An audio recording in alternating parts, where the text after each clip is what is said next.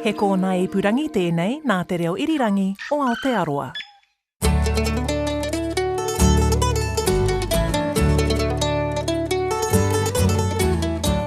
G'day and welcome to Country Life. I'm Duncan Smith.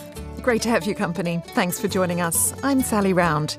Today's episode has a strong focus on humankind's best friend.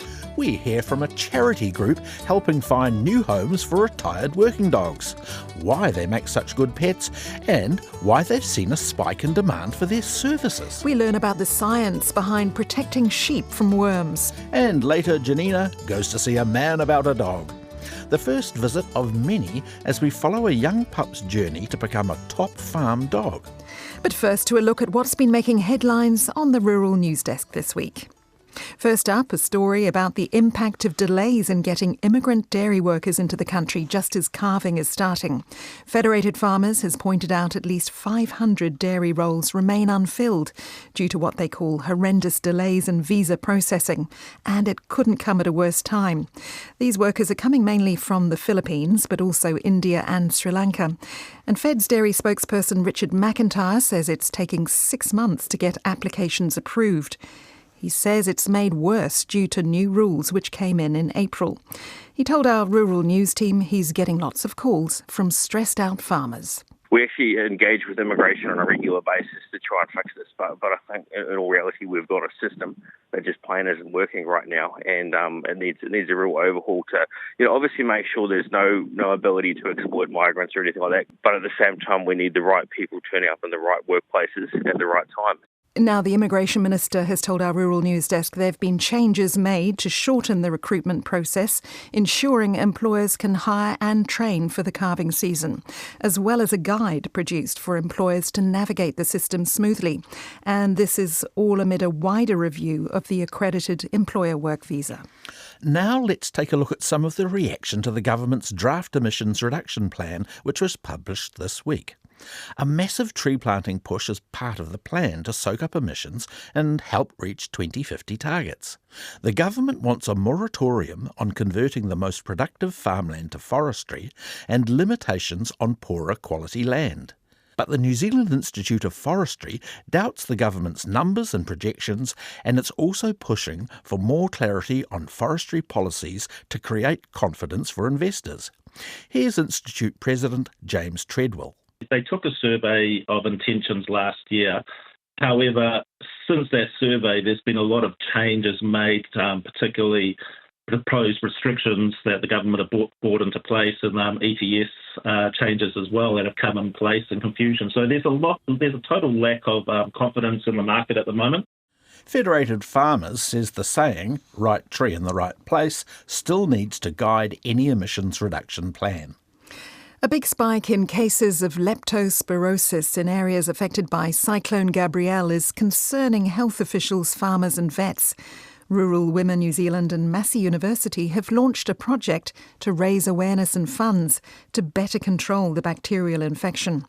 Cases have been much higher on the East Coast this year, believed to have been driven by widespread contaminated groundwater. The disease is passed to humans from animals through cuts or grazes and causes flu-like symptoms.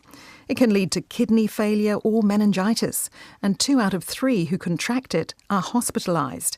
Here's Jackie Benchop, Massey University Professor of Veterinary Public Health. The bacteria lives quite happily in the kidneys of many of our domestic species, sheep, cattle, deer, but also in rats and mice, possums, there's different strains and so on. How we get it is we get exposed to the urine of those animals or to water contaminated with the urine of those animals. And to avoid the disease, farmers are being reminded to wash hands and vaccinate livestock. The Environmental Protection Authority has approved a new biocontrol to help farmers battle invasive Chilean needlegrass. The South American grass has seeds with sharp tips that can bore into the eyelids and pelts of animals. The EPA has now approved the use of rust fungus from Argentina to attack the grass. Marlborough sheep and beef farmer and member of the Chilean Needlegrass Action Group, Warwick Lissaman, says this is a great step forward. Biological control coming in now is perfect. The step change will be the density of the infestation will be impacted initially, and then slowly but surely over time, hopefully we will see a removal of the pest plant from some of our infestation areas. Now to the Chatham Islands, where wild pig numbers are booming and destroying valuable pasture. The issue is being compounded by higher stock numbers on the island because the ship which carries them to the mainland has been out of action since April. A Chatham Island farmer, Alfred Preece, says last year alone he had 200 pigs caught off his farm. There's always been pig populations there. There's always been keen pig hunters to sort of keep them in check. And certainly in the last 3 years, they've just gone to another level. And, they've just not only ripping up the pasture, but they're actually tearing up, regenerating native bush as well. They can take out hectares a night. The Ministry for Primary Industries has staff on the Chathams working to control the wild pigs and is helping farmers through the shipping outage. Meanwhile, the ship, which carries stock to the mainland, should arrive at the Chathams at the start of next week. Olives New Zealand says the current shortage of locally produced olive oil is a seasonal blip and supplies will start flowing within the month. Olives are harvested between March and July, and the organisation's Emma Glover says new oil is being certified now. She says the lack of oil in supermarkets is more obvious this year because imports are down with severe drought impacting Spanish supply. But she says new season production from New Zealand is nearly ready. There's a bit of a down period before a lot of that oil can be released, waiting for it to settle properly, to pre-process, to be certified, to confirm that the quality that they think they have is chemically and sensory correct. So we will probably, in the next few weeks, you'll definitely see a lot more New Zealand oil available. However, we don't have huge volumes compared to previous years. Emma Glover says olive groves tend to produce in 2 or 3 year cycles, so next year should be a bumper one. Local oil makes up about 10% of olive oil sales in New Zealand. To some company news now, and Livestock Improvement Corporation's net profit after tax is down nearly 72% on last year due to farmers spending less on genetics. LIC says the lower milk price means farmers are being cautious with their money. Major apple exporter Scales Corporation is selling 2 Hawke's Bay apple orchards to Craigmore Sustainables for $34 million. Under the deal, which still needs approval from the Overseas Investment Office, fruit from both orchards would be supplied to Scales for packing, storage and marketing under a long-term agreement. And there's life yet in those old wool fadges you might have lying around. They're the bags used for holding wool. A recycling scheme's been launched by the agriculture recycling company Ag Recovery, and it'll involve fadges being turned into plastic pellets at a factory in Southland. And finally, New Zealand potato growers produced the most spuds per hectare in the world in 2022. The UN's Food and Agriculture Organisation stats show it was the only country to exceed 50 tonnes to the hectare. The US produces 49.1 tonnes to the hectare and Denmark just over 44 tonnes to the hectare. Here in New Zealand, we have nearly 8,500 hectares in spuds worth just under $1 billion. That's an awful lot of chips. This is Country Life on RNZ National 101 FM. A few years back, Country Life introduced you to the charity group behind Retired Working Dogs, helping rehome old farm dogs and pups unsuited to rural life. There's been a huge uptick in the number of dogs looking for new homes in recent months. Janina Schwanecker caught up with one of the trustees to find out why. I'm Mary-Claire Andrews. I'm one of 3 trustees for the Retired Working Dogs Charitable Trust. I joined the organisation a couple of years ago after adopting a dog from the trust. His name is Eric. He's changed my life. He was the retired pig dog, so he spent the first 10 years of his life chasing down large pigs, and now he's spent the last 3 with us chasing down food and hot blankets in front of the fire and sneaking onto our beds and just generally having lots of cuddles. He's fabulous. Why is it so important to find new homes for retired working dogs? They work really, really hard. So, these are dogs that are rounding up cattle and sheep. They're working on high country. They're a really important part of the farming operations. And they've put a lot into the work that they do. They're loyal and committed and, they really do work hard. But there comes a point where they can't have a space on farm anymore. They get maybe too old to work high country, or they may get injured. And sometimes they're not really cut out for working, and they just need to be moved off farm. And they make such amazing pets. The farmers can't keep them all. Many of them would love to, but of course they can't. They are, working dogs, and they need to keep having a full suite of working dogs. So we find them pet homes, and we have a huge community of people who are really looking for that loyalty and kindness that's just inherent in so many of the working breeds that we rehome. So in comes the trust, and what role does the trust play? So we work with, on average, about 500 farmers each year to find them homes. We do that through our enormous online community. We rehome on behalf, so we will get the information about the dog, learn about them, learn about their comfortableness with children and stock and chickens, etc.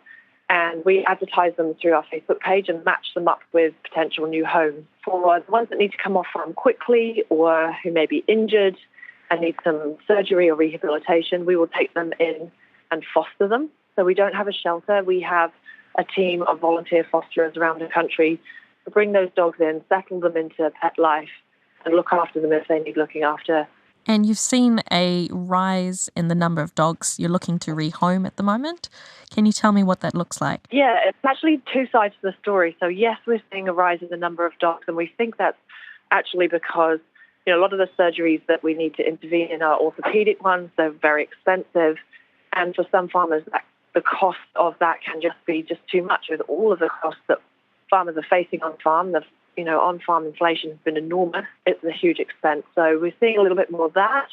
But actually, typically in winter, we tend to see a slowdown in the adoptions anyway. But there has been a slowdown because also the cost of owning an animal now is so much more expensive. Food and vet bills, etc. So it's a bit of a double whammy for us, really. At the moment, we've got around 45 that are looking for homes. We have a lot in foster and lots of them listed on our Facebook and on our website. They're all working breeds, so beautiful Huntaways, collie crosses, mid-sized dogs, and they range in age from puppies. So we do have the puppies that there's no room for them to grow up into working dogs on farm, all the way through to the older retired dogs, sort of 8, 9, 10 years old. And why do you think it's a lovely idea to adopt a retired working dog? What kind of qualities do they have compared to other dogs you might be able to find at the pound or SPCA? With my experience with Eric, I was a first-time dog owner. With Eric, I had this amazingly well-trained, beautifully obedient, all the hard work had been done.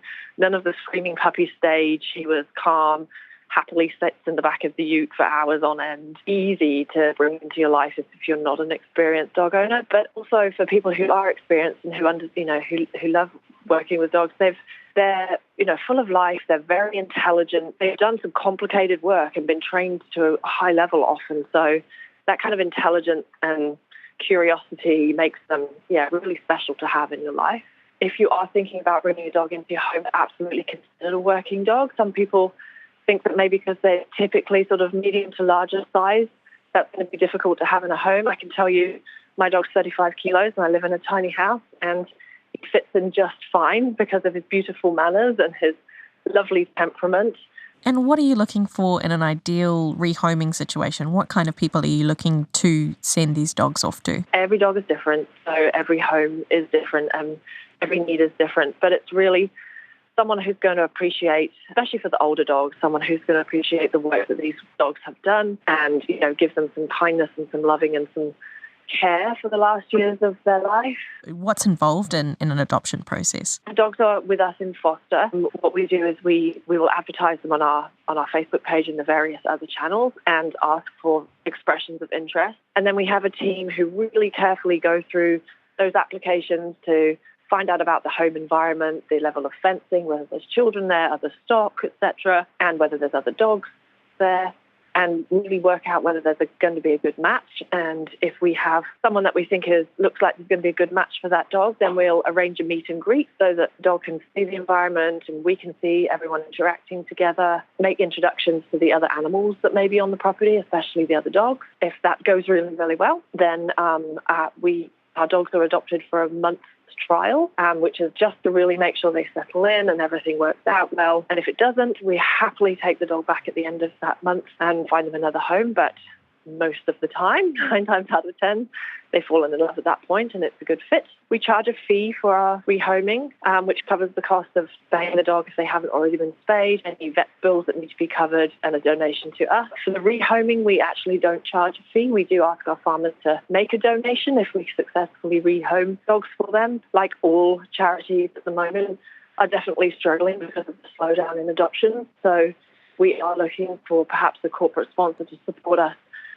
especially with covering those vet bills, which is so important for the dogs that we see.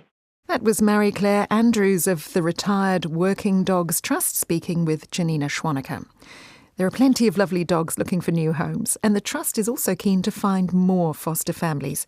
You can even meet some of the team at an event they're running in Wairarapa on Sunday, July the 21st.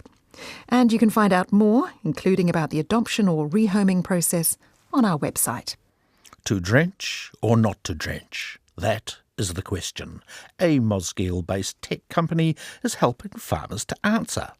Tection is tackling the number one health problem for their animals, parasites, and now it's doing it with the help of artificial intelligence. It processes over 30,000 fecal egg counts, or FEC, a year. And to ensure farmers get results back quickly, the company's also developed a portable digital microscope to count parasite eggs. The Micro Eye and its supporting software enables farmers to do FEC testing on farm instead of sending fecal samples away to a testing lab. Images of samples are uploaded to the cloud and analysed by AI, then checked by technicians. Cosmo's at the Tections HQ in Mosgiel to find out more.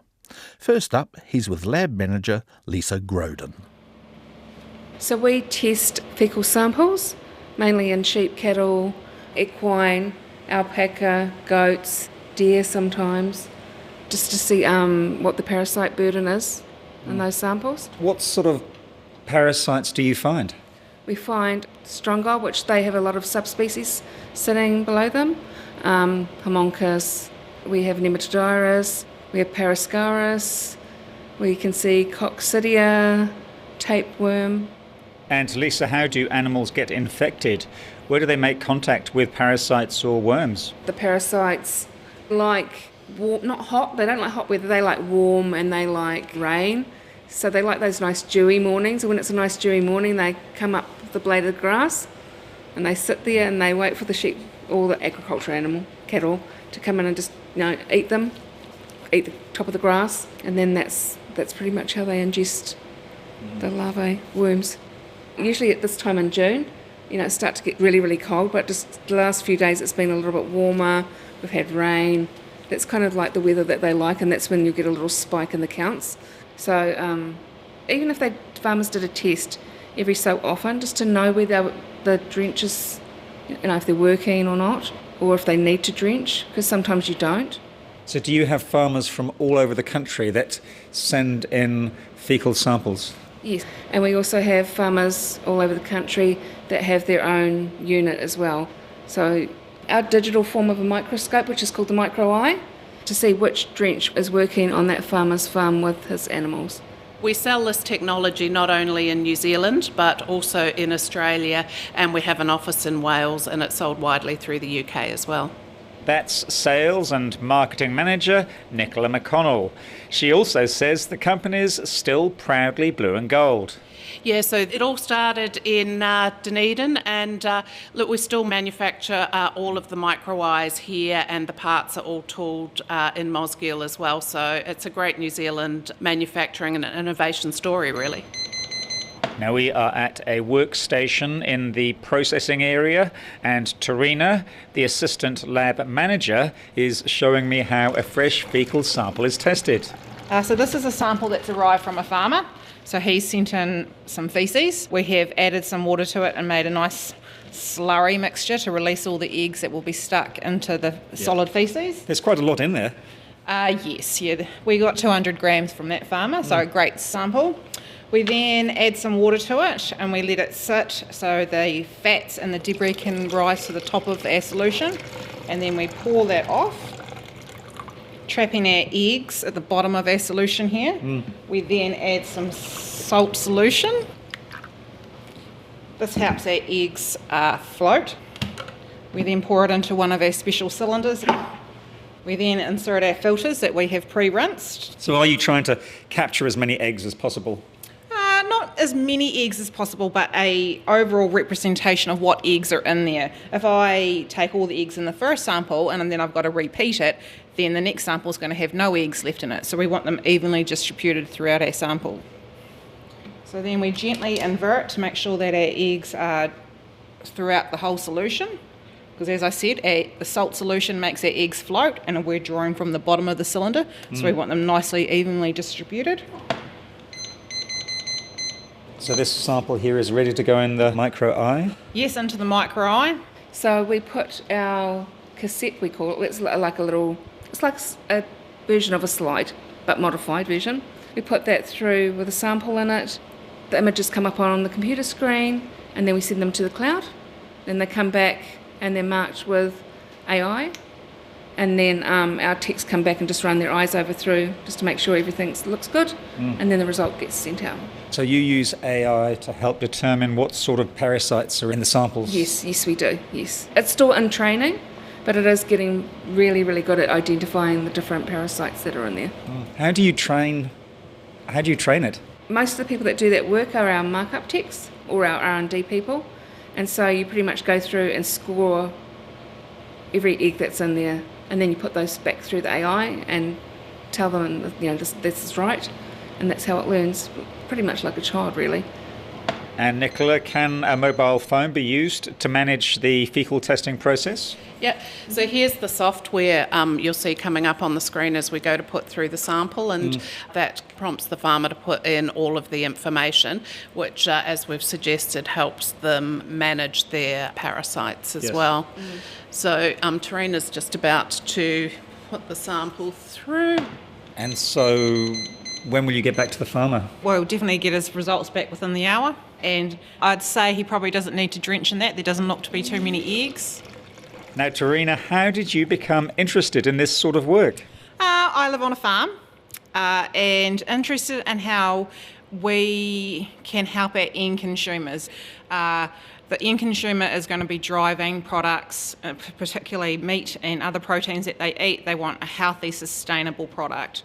If farmers are out there drenching their sheep every 28 days, A, it costs money, B, it costs time, C, it's going to stress your animal. So if we don't have to drench, it's a win-win for the sheep, the farmer and our end consumer. For people who aren't that familiar with the term drenching, what does that mean on the ground? For the layman's terms, it's giving the animal some medicine. Farmers would round up their mob of sheep out in their paddock. They would then have to take them to the yards, so those yards could be an hour and a half walk away for those sheep. They then will be pushed through the yards in what we call a drenching race, a small, narrow, confined area where the farmer will then manually administer the correct dose, whether it be 5 ml, 6 ml, 10 ml of medicine down the throat of the animal. Yeah, so it's a big job for a farmer. Yes, it is. If you've got 1,000 sheep in your mob, it's a very big job. And what do you farm? We farm sheep and beef. From a farmer's perspective, what do you think is the best way to try and keep the egg count low? Great management. Great management, okay. Yeah, it's using cattle to follow around after your lamb so you've got clean pasture. It's using different summer crops, so if you do think you've got a high worm burden or approaching high worm burdens, if you can go on to a paddock of rape or pasture or lucerne even, don't graze right down to your residuals. It just comes down to management. Can I jump in and say, one of the things about the FECPAC unit is that it comes with software. And so when the farmers enter all the details for the sample that they're putting in, they can tie it back to a paddock. And that really helps with managing that rotation, because you can suddenly work out what paddocks have a high burden and what paddocks have low burdens. So that is really helpful. The other thing about this technology is because the samples are photographed, you have a record of them forever on the software, so you can always check. It's really completely audible and traceable, unlike traditional laboratory samples where they throw out the glass slide. So I guess farmers over time get to know what different bacteria look like. It's not really that detailed, to be fair. What they can see is quickly and easily whether there are a lot of eggs on there. So here we go. So I just want to preface this with, this is a sheep that had an autopsy done on it, so it died. Now we are looking at a computer screen, and how would you describe the image that we can see that was taken from one of these portable machines? So I describe it as having a lot of parasites, an abundance. And that's actually why this animal died. And you can see why. There are lots of red dots. What does that mean? The red dots, they're all the strongyles that are in, so that's a parasite egg, that are in this sample. And there's over 3,000 of those. Thousands of parasites in one sample, which is very high. It is very high. We also do get some that are high that have not died. The thing I would add to that is where we've got samples that have exceedingly high egg counts, we actually follow up with the farmers and have some conversations and help them start to put together a parasite management plan, because it is very stressful for a farmer. They're worried about the welfare of their animals and they're really concerned for that. So one of our team will reach out to them and have a conversation with them, and then we help them use the software as well, so that they can monitor parasite burdens and keep a record of that and know what paddocks, what animals, what mobs. And I see on the big screen here it says that there are 208 tests in progress. We have got 208. We've actually got some more that arrived this morning that we haven't put on the board yet. So we've got 208 that we have to do. So like someone like Tarina, she can do over 200 a day herself. Tarina, will you be doing this for the rest of the day, doing this testing? Yes, I will be. Yes. Yep. All day. By the end of the day, you must be looking forward to getting back to the farm after spending so much time looking at screens. Yes, I do enjoy the outside, but I value what this can give back to our primary industries, particularly when we are facing drench resistance for a lot of farmers who may not even be aware that they've got that problem on farm. So I think this is a really important tool to have in the toolbox. Do you think that climate change is creating more problems for farmers in terms of drench resistance? 100%. Yeah, 100%. There was the old myth that, cold, hard winters with the minus 12 degree frost, that killed all the bad bugs in the ground. But we are finding that they also are becoming resistant to that, and we're not getting those cold, hard winters that we're used to. So as the warms up, the parasites have a longer life period, I guess, their ability to multiply. What the data is showing us is that actually over the last 2 or 3 years we're seeing a real spike in drench resistance, and in fact it's been really sad this year that with the Drench Smart test that we do, we've had more than 2 or 3 farmers who cannot use any of the 9 actives, and it is a really significant problem. And when you say 9 actives, you mean 9 different sorts of drenches that are used on farm? Yeah, so there are basically 9 different formulations, and they can be used just by themselves, or they might use 2 of them together, or the strongest one is where they put 3 of those formulations together for a triple drench. But, if your property is resistant and if the drench doesn't work, that is a really, really hard thing for farmers. Hard for them because they see that the health of their animals is not what it should be. The animals don't gain weight, so they're getting reduced returns for them. Additionally, the animals need more feed, so they've got higher costs. And then, it can have follow-on effects for the value of their property as well. So it's a really significant and, as I say, it's an increasing problem now that we're really starting to see the impact of climate change. Nicola McConnell ending that story. Cosmo was also talking to Lisa Groden and Tarina Geddes at Textion's Fecal Egg Count Processing Facility in Mosgiel. Hi, I'm Mike King from Pawariki Honey. And I'm Kate King. And you're listening to Country Life on RNZ National. The Huntaway is a dog breed unique to New Zealand and bred for working on our farms. They're well known for their powerful bark and help in the stockyards. Have you ever wondered what goes into training a working dog up, though? Well, Janina Schwaneker met with Wairarapa dog trialist Chris Shaw to see what it takes to make a top dog. Meet Miley, a 7-month-old Huntaway. She's still a pup, but when she's older, she'll sound more like Big Sister Duchess and Mum Roxy. She's the third generation, bred by award-winning dog trialist Chris Shaw. He's been breeding and training dogs almost as long as he's been farming. My first farming job, we went to Rocky Hawkins, had a dog sale up in Hawke's Bay, so we purchased first dog there.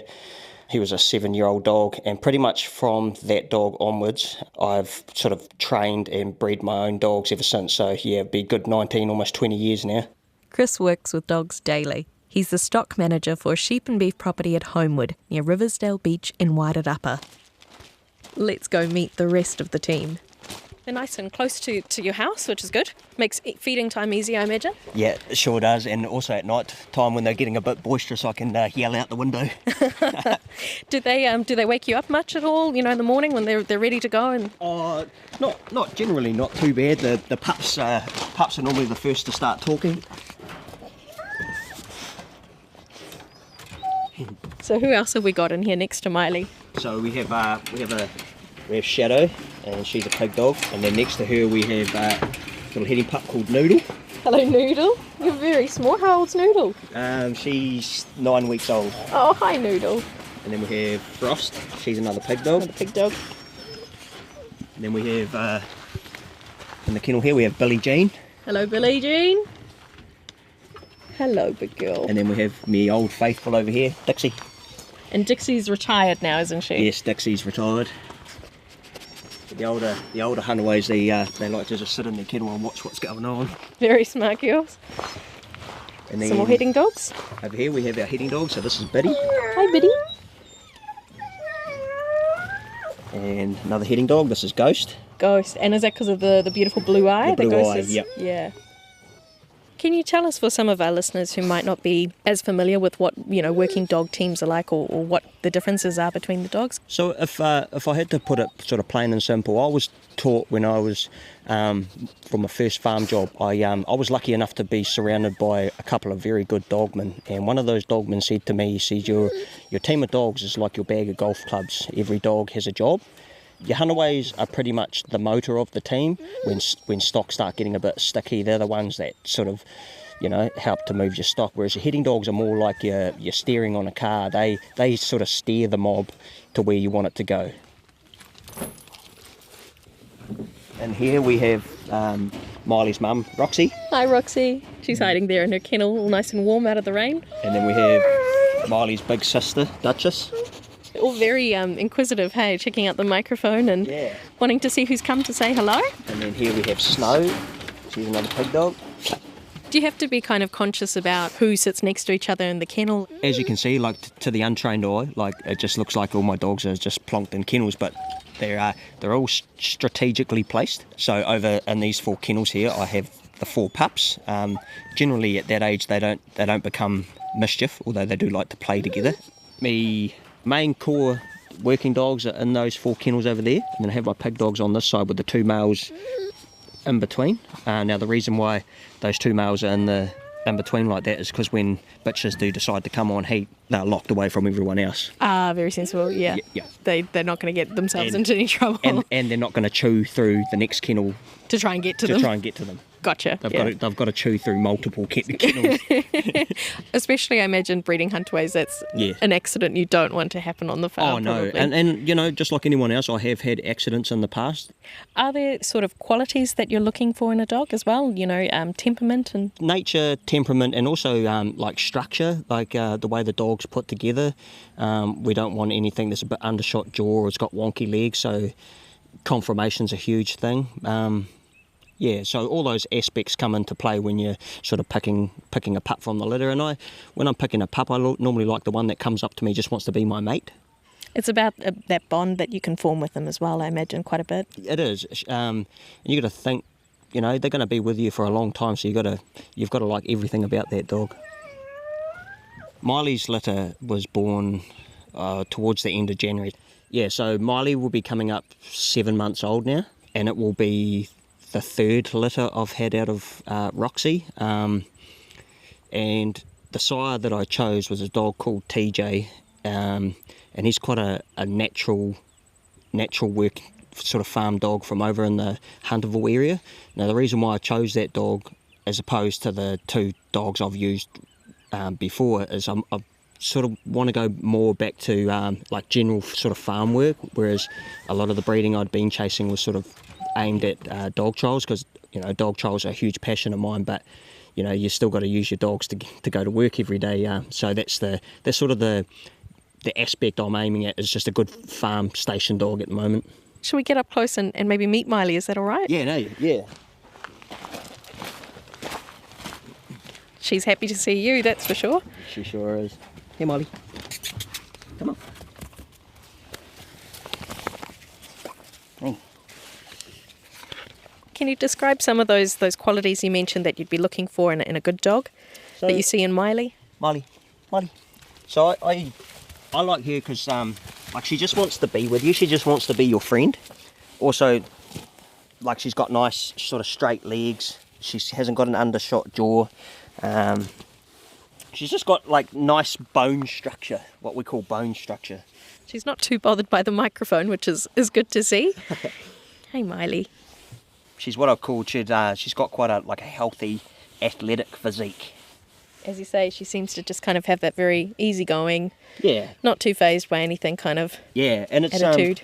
That's something you sort of teach them along the way. Like I'm just here to be their friend. They've got nothing to be scared of, because at the end of the day we've got to form a sort of a partnership, and we're going to be together for a long time, so we have to get along. And what was it that made you decide Miley was the one that you wanted to keep to train up yourself? Well, one, she's a female, so my whole team of dogs are female. Now the reason why I do that is I find female dogs, they're a lot cleaner. They just want to work with you, as opposed to a male dog who sort of they want to be top dog, and they always they want to be above you. Whereas I find females a hell of a lot easier just to get along with. And the reason why I picked Miley was I quite like the real ready tan that she's got. That's I want a team of working dogs, a real ready tan working dogs. Yeah. So it's also about looks and things like that? Oh yeah, most definitely. One thing about dogs is you've got to like what you're looking at. Very important question. Why did you choose the name Miley? Miley Cyrus. Miley Cyrus. What is it about her that reminds you of Miley? Is it her singing voice? Or? Oh, she doesn't remind me of Miley Cyrus. I just like Miley Cyrus. Little Miley has a way to go to find her voice. Chris hopes to train her up over the next few months and has high hopes for the young pup. So I sort of have a bit of a plan set out of what I do. Like Miley, she's 7 months old now, so there's not a lot of training goes on at this sort of age in her life. It's more of a sort of a bonding process. I have a general set plan of what I do with my young dogs, and the most important time in a dog's life is the age between 8 weeks old and 8 months. So that's the time that the dog sort of bonds with you and becomes your mate. And it's, some people look at it like you're the boss. For me, it's not about being a boss. It's a partnership, and it's crucial to get that right at the start. So the first sort of 8 months of their life, we just be mates pretty much. Is it important as well that she kind of finds her place within the team and she gets on with the rest of the dogs too? Yes, yep. That's it's actually a good question. They're always going to know their pecking order. Obviously, when they're brought up in the working team, they start off quite small, so they know who the dominant animal is. Simple things, just taking them for a walk across a creek, or socialising them with other dogs, or you drive down the road and catching up with the neighbour and he's got dogs. It's just simple things like that you don't really think about. They all mean something in the end. What does Miley know at the moment? Obviously, she seems to know her name, which is one of the most important ones, I imagine. That's probably the most important of them all, is one, learning her name, and two, what we call, most people as farmers would call it the wallago. I just call it the come here. Those are probably the most important things you'll put on your dog as a callback, because if it gets itself into trouble, at least you can call it back. Very important, especially again when she does get to that working with stock stage. When they're at this age, one, you want to keep them keen, and two, you don't want them to get hurt. So if you can call them back, then you can keep them out of trouble. She seems to be at that age where she's still kind of testing her boundaries as well, figuring out what she can do, can't do. Yeah, just learning her pecking order, so to speak, yeah. Past the 8 months, what are the kind of next steps, or what are the next kind of big milestones? So in between times, in that sort of 8 months of bonding, like I'm still taking her to see stock and stuff, like just to gauge what it's going to take to sort of train her, so to speak. If she's quite a sort of towy, full-on Huntaway, obviously you're going to have to set quite a few boundaries, whereas if she's more of a natural, clever type dog, quite what we call like soft in hand, like easy to get along with, then obviously I can let her do stuff to figure out stuff for herself, whereas a dog that's probably a little bit more bold and full on, I've sort of got to interfere, and another type of dog that will just want to get amongst the sheep and split them in half, and yeah. And at what stage generally, or what age do you think a dog's normally fully broken in or fully trained by? That aspect of it, it's more probably the stage they're at. Like there's no set time on breaking in a dog. I reckon if you do the basics properly, then you'll end up with a better product. Whereas if you rush them to get them broken in, you'll probably end up with a half-hearted dog that doesn't really want to work with you. So I just sort of take my time. I'd like to have a dog doing or broken in by sort of 2.5 to 3 year old.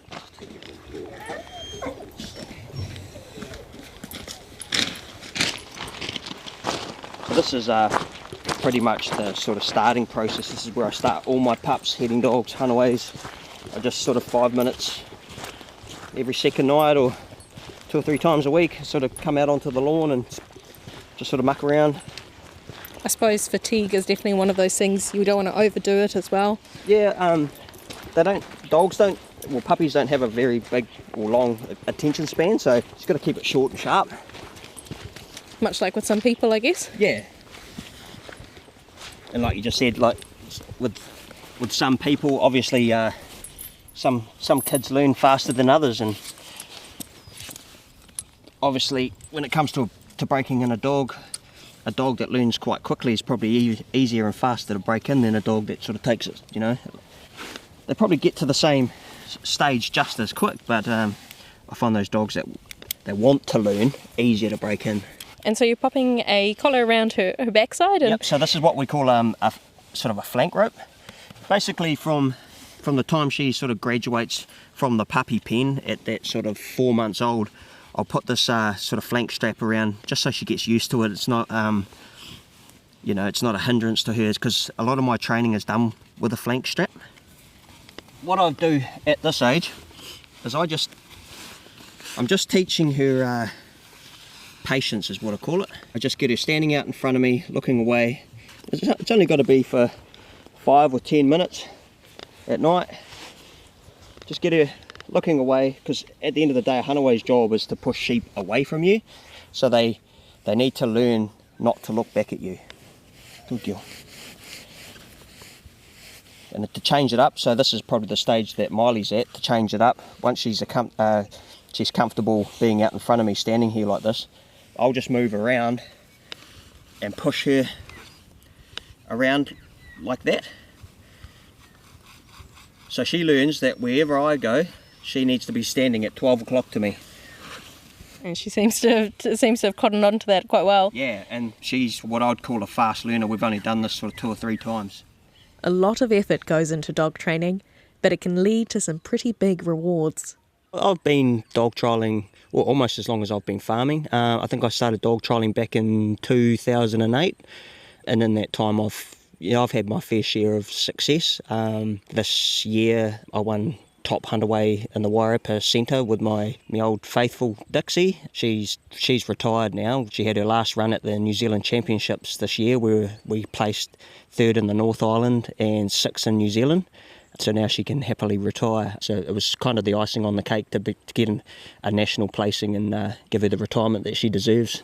You know, working dogs obviously are such an asset to a farming team and can go for quite a lot of money. Can you talk me through kind of, is there much profit involved in your breeding side of things? Or is it more kind of for the passion of it that you do it? If you added up all your, like what it costs to get a litter onto the ground and what it costs to feed that litter, and then you carry that dog through to a broken-in member of the working team. If you counted up all your hours that you spend with that dog and you put that into hourly rate, you'd probably be highly underpaid, I'd say. So it's not really about the money for me. You know, obviously money does help, but yeah, I get more of a thrill out of breeding a dog and watching somebody else do really well with it, whether it be just, you know, somebody comes up to me and says, that dog I got off you, man, he's so good in the paddock, or, you know, I see their name in the dog trial results with a dog that I've bred. That's what it's about for me. It's not about money. What would it cost, though, for example, if you were to purchase a fully trained broken-in Huntaway? I mean, it's not that long ago I bought my first heading dog for $3,500. Now, he topped the dog sale, so that was big money back then. Now, I think a couple of years ago, there was a broken-in Huntaway that sold for $17,000. You're looking, if you were to just go and buy a dog to go and get a job done, you're probably looking at a good $5,000 or $6,000. Wow. Yep. Still cheaper than having a person running around doing the same, and they do so much more, eh? It sure is, yeah. Yeah. Definitely is. Miley has a way to go before then. Next, we head down to the yards to watch her in action. Despite her small size, she has a mighty bark.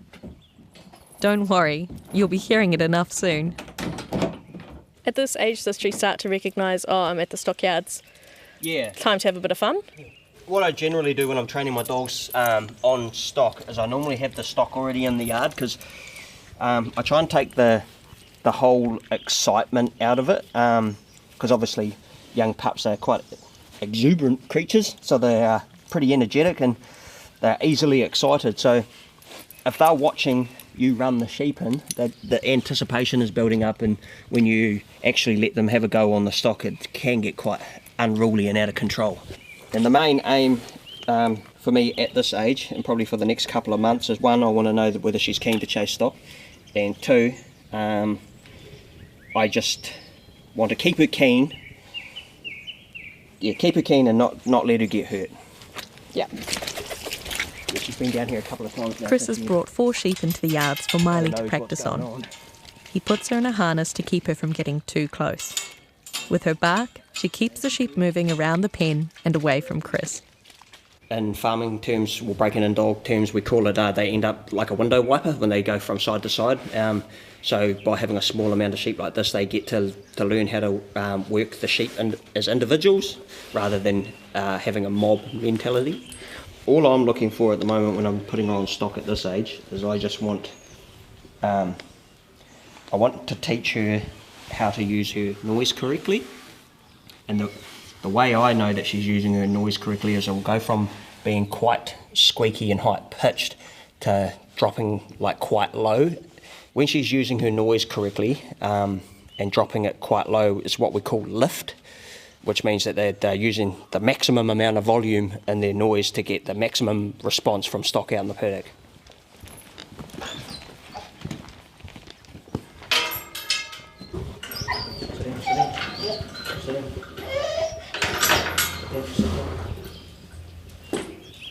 You're about to show this lovely lady how special you are. She's she's got X factor, and you'll see what I mean when she starts chasing the stock.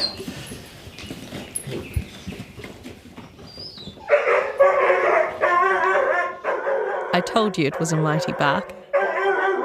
A great first training session, and I look forward to our next visit to see how Miley's progressed.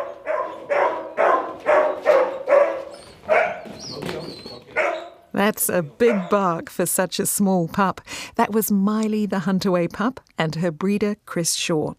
Janina Schwaneker will be checking back in with Chris and Miley over the coming months, following her journey to becoming a working dog. And that's this week's Country Life. Thanks for joining us. A quick note from our team, we love getting your feedback and ideas for future stories. You can reach us at country@rnz.co.nz.